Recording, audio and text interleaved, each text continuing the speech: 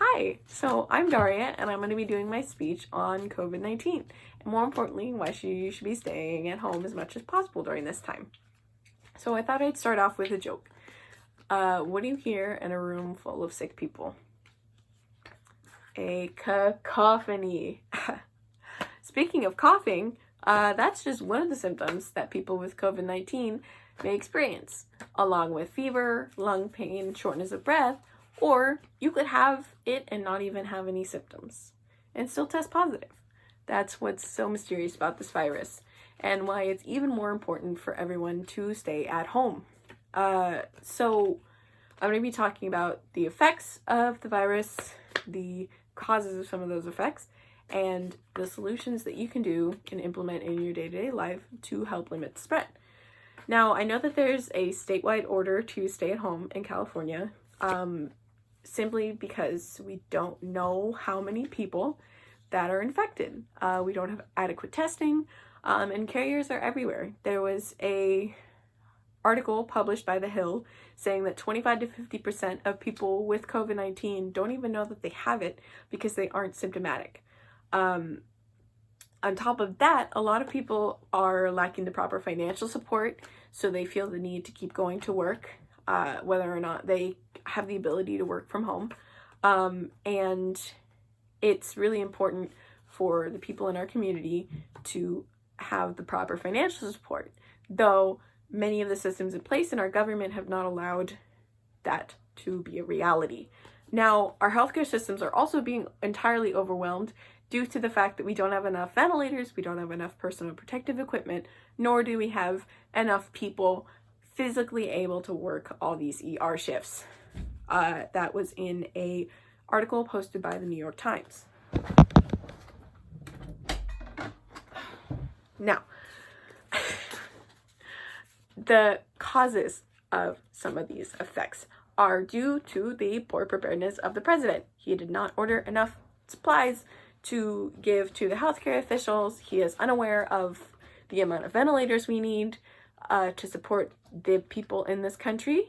And there's also a lot of comorbidities that can contribute to your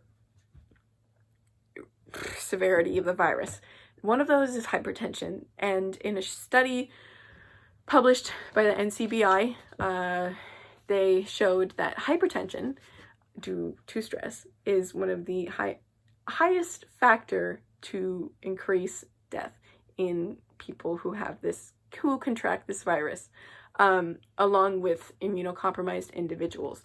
There's also published in a study by the CDC, as well as many articles, one of them being the New York Times, that there's disproportionate illness rates in non-white and impoverished communities, specifically denoted in New York, as it's New York Times, but as well as there not being a lot of preventative measures for these people. The president is advising people to do the wrong things, like inject disinfectants and just to not be smart. I should not say that. Okay. In a study published by the Washington Post, one of the many examples was him talking about how he wanted people packed in churches for Easter. That didn't happen, but it still doesn't mean that he talked about it on multiple news platforms.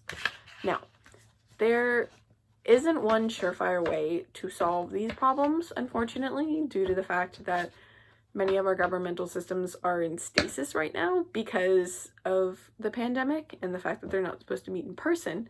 But one thing that you can do as your own individual is to stay at home as much as possible.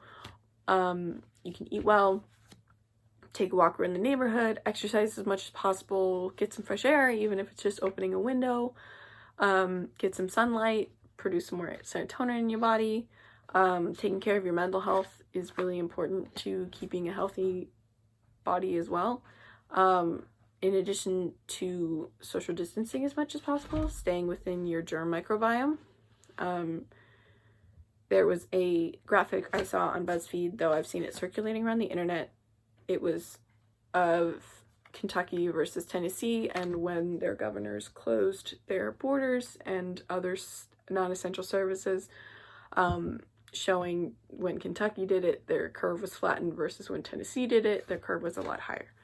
I know also a lot of us are not getting money because our jobs have been suspended or we've been laid off. I know personally I've been laid off, but there was a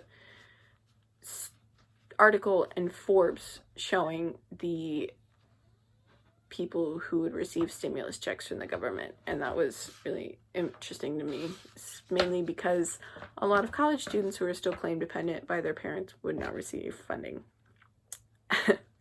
Okay, so in conclusion, the effects of COVID-19, causes of those effects, and the ways to limit infection in your own body are all things that I've talked about.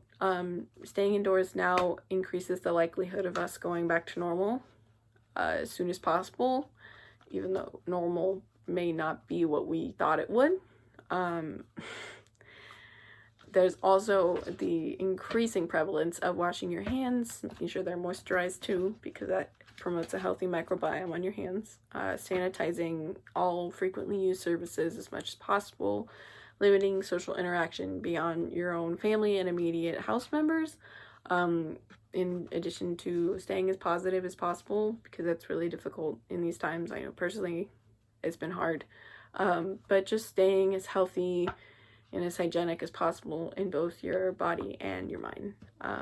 So my closing message is to stay safe, stay vigilant, and as healthy as possible. Good luck.